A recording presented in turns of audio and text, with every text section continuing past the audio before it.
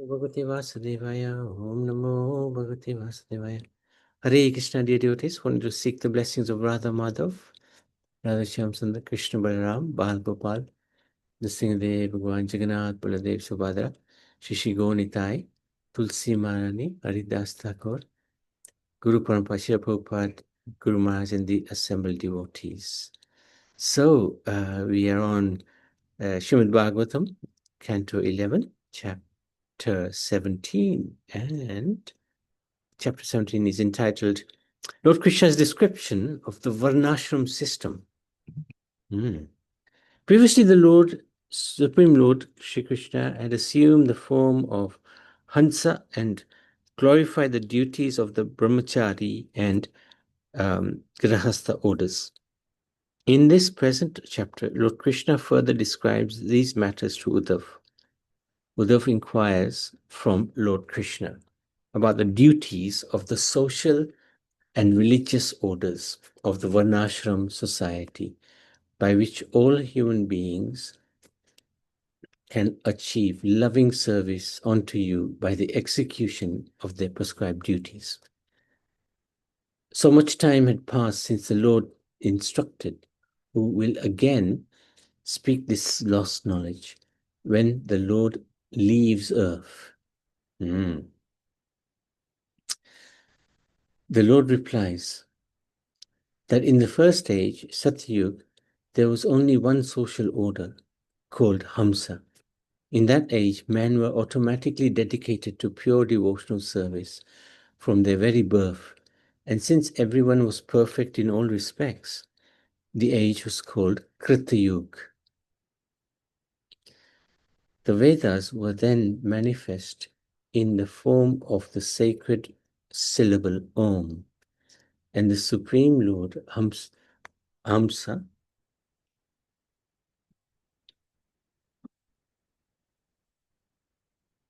was worshipped. There was no formalized process of sacrifice, and the people who were naturally inclined to austerity simply engaged in meditation on the personal form of the Lord. So it's describing here that the method of realizing God was meditation. Because people's lives were very long, they were already in the mode of goodness, and there was hardly any sin in Satyayug. So people were able to focus their minds and meditate, and that was the prescribed method of realizing God through meditation. In the following age, Tathayuga, there became manifest from the heart of the Supreme Lord the three Vedas, and from them the three forms of the sacrificial fire. At that time, the system of four Varnas appeared from the bodily limbs of the Lord as follows. The Brahmins appeared from the Lord's face, the Kshatriyas from the Lord's arms, Vaishyas from the Lord's thighs, and the Shudras from the legs of that mighty form. The social divisions of human society appeared as follows. So this is the first is the spiritual divisions. And then we have ashram, the social divisions. The married order of life appeared from the loins of this universal form, and the celibate students came from his heart. The forest-dwelling retired order of life appeared from his chest. That's the Vanaprasthas. And then the sannyas order of life was situated within the head of his universal form. Varnashram prescribes material and spiritual duties for different members of society.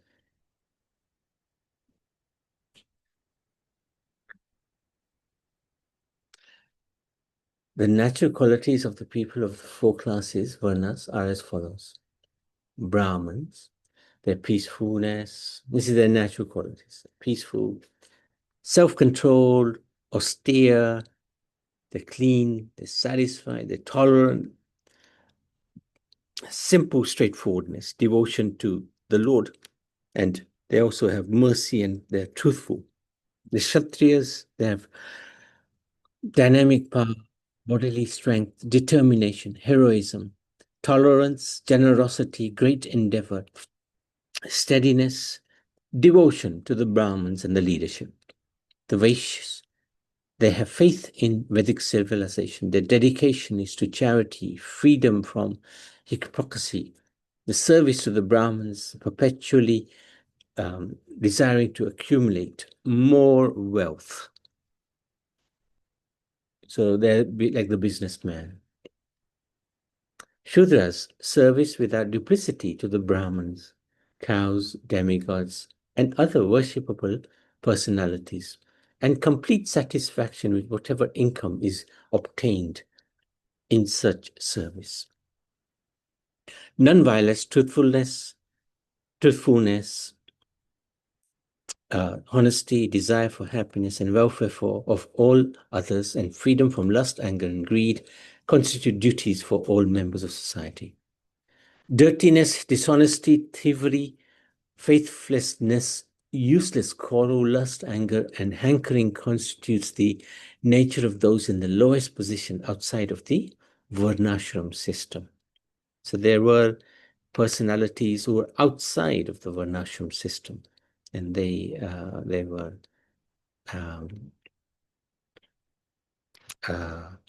they didn't have very good qualities. Members of the higher orders are qualified to accept second birth. Second birth basically means initiation or diksha from a spiritual master. After receiving the sacred thread initiation, they should go to live in the Gurukul, the home of the spiritual master, with a pacified mind. The student, brahmachari, should absorb himself in the study of the Vedas, keep matted hair, carry a rod, water pot, and wear garments made of deerskin. Unnecessarily polish his teeth. They shouldn't be looking after their bodies so carefully. And no preparing a nice seat for himself, no iron his clothes, no talk while bathing, evacuating, eating, attending ceremonies, chanting. Should not also cut his hair and nails or at any time pass semen. Regularly perform worship at the three junctures of the day. That's morning, sunrise, noon, sunset. Must render devotional service to the spiritual master in a spirit free from envy. Offer to the Guru whatever food and other things he obtained by begging, except for his maintenance, whatever remnants of the Lord he is granted. So very simple living. Render menial service to the spiritual master humbly by massaging his feet, etc. Avoid all sense gratification and strictly maintain the vow of celibacy. Avoid seeing and touching women or conversations or sport with women. With his mind, body, and words, worship the Super Soul in a way prescribed. In the way prescribed. Cleanliness, worshipping the Super Soul, visiting holy places, chanting japa, performing religious services at sunrise, noon, and sunset. Avoiding that which is untouchable, uneatable, etc., should be observed by members of all spiritual orders of society.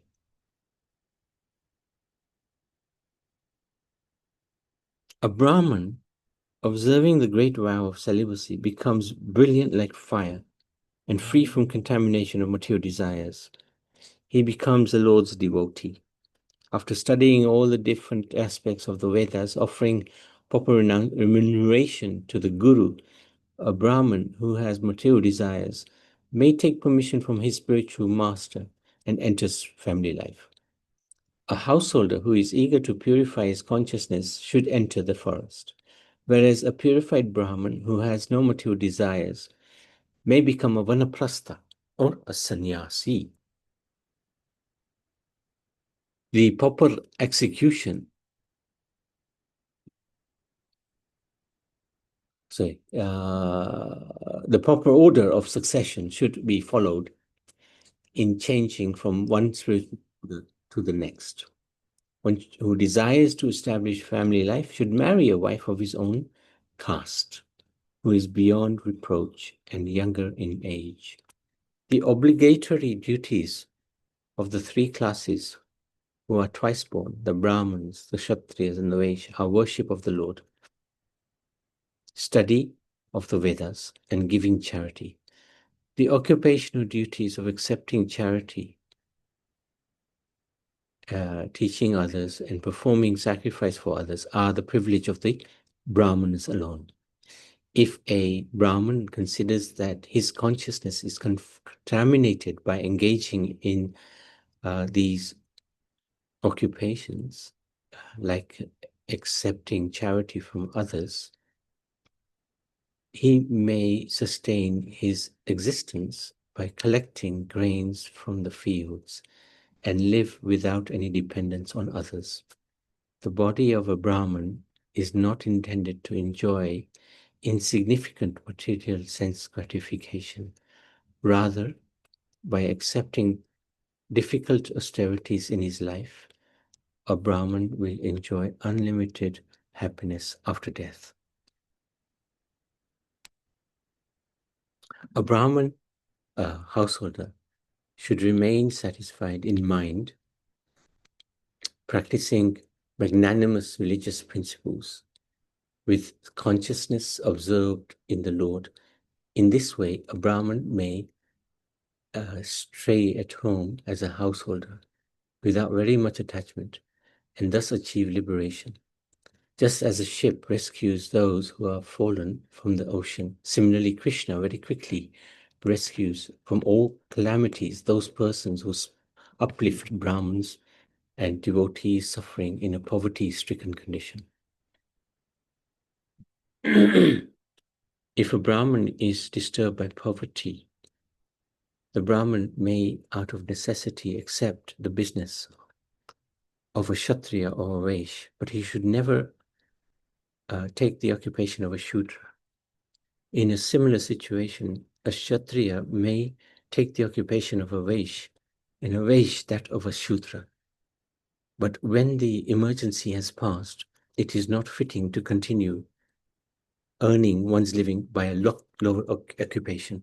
So this is where Krishna is explaining about how the Brahmins, who they should work for. Ideally, they shouldn't work for anybody. They should somehow or other not take up the business of a Kshatriya or a Vaishya. A Brahman who is properly fixed in his personal duty rejects all insignificant material desires, always serves the Vaishnavas, and is under the protection of Supreme Personality of Godhead. The householder should study the Vedas every day and maintain his dependence with money honestly earned by his own occupation. Should not become materially attached to them, nor should he become mentally unbalanced, considering himself to be the Lord. The association of children, wives, relatives, and friends is just like the brief meeting of travelers. With each change of body, one is separated from all such associates, just as one loses the objects one possesses in a dream when the dream is over. Deeply considering the actual situation, a liberated soul should live at home just like a guest, without any sense of proprietorship or false ego. In this way, he will not be bound or estranged by domestic affairs. A householder devotee who worships me by execution of his family duties may remain at home, go to a holy place, or if he has a responsible son, take sannyas. A householder whose mind is attached to his home and who is thus disturbed by ardent desires to enjoy his money and children, who is lusty after women, who is possessed of a miserly mentality, and who is unintelligently thinks everything is mine and I am everything, is certainly bound in illusion. Oh, my poor elderly parents and my wife were with a mere infant in her arms, and my other young children. Without me, they have absolutely no one to protect them and will suffer unbearably. How can my poor relatives possibly live without me? Thus, because of this foolish mentality, the householder whose heart is overwhelmed by family attachment is never satisfied, constantly meditating on his relatives. He dies and he enters into the darkness of ignorance. Actually, I wanted to stop there because just feeling a little shaky today. Are there any questions or any comments from this chapter? Very important chapter, actually, because it talks about the occupational duties of the Brahmins, how they should not really take up the occupation of because as soon as they take up occupation, it means they are committed. They are then obliged. Otherwise, the Brahmin should be independent. Yes, Naniben? Yes, Hare Krishna, Prabhuji. Now, this is a very common thing that if I am not there, if I cannot provide, who can provide for them? This is persisting right from those days till now. Yes. Yes. And this is, it describes this as a foolish mentality, but I feel this is a reality of life because in these days of Kali Yuga, Krishna is not going to come and help us. Yeah. Or he may. He will come, but it's you have to have so much faith, and not everybody has that faith.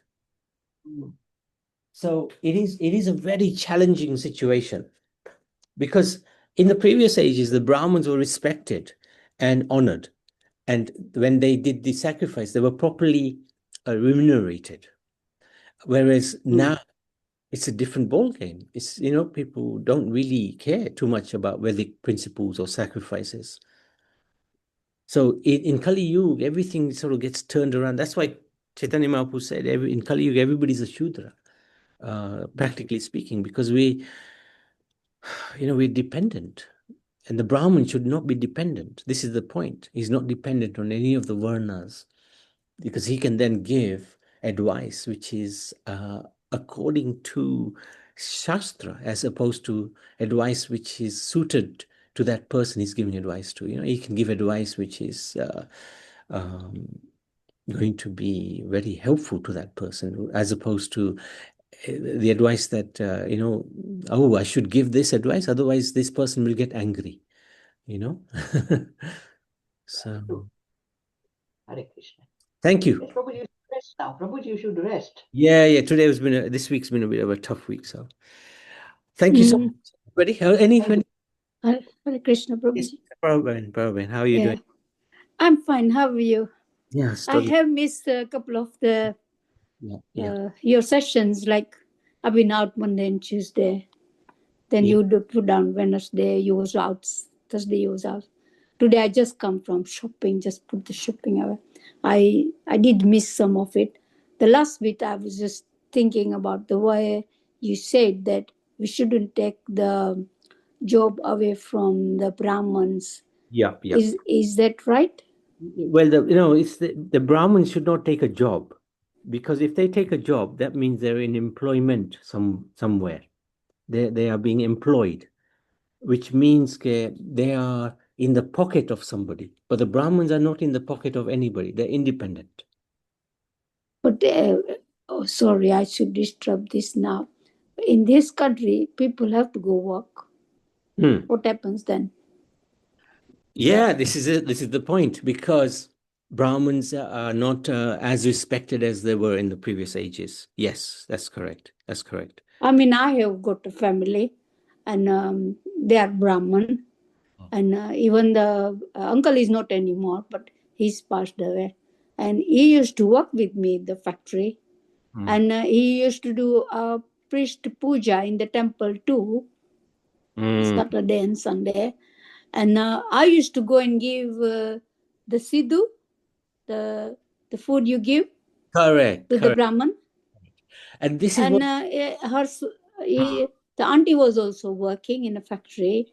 The sons, both sons were working. So, and they were pure. They are pure Brahman.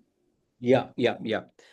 This is it. And this is what they the traditional Brahmins used to live on this sidhu. Whatever they got as donation from their sacrifice, that their bhavan, they would live on that. They wouldn't work on anybody else, work for anybody. Yeah, I mean, the way you are Very saying, hard you're now. right. Very hard now. Very Very hard. hard now, yeah. Because like Sidhu is also, some people don't believe in it, some people will go and give it. And at present, Exactly. still they've got the house open.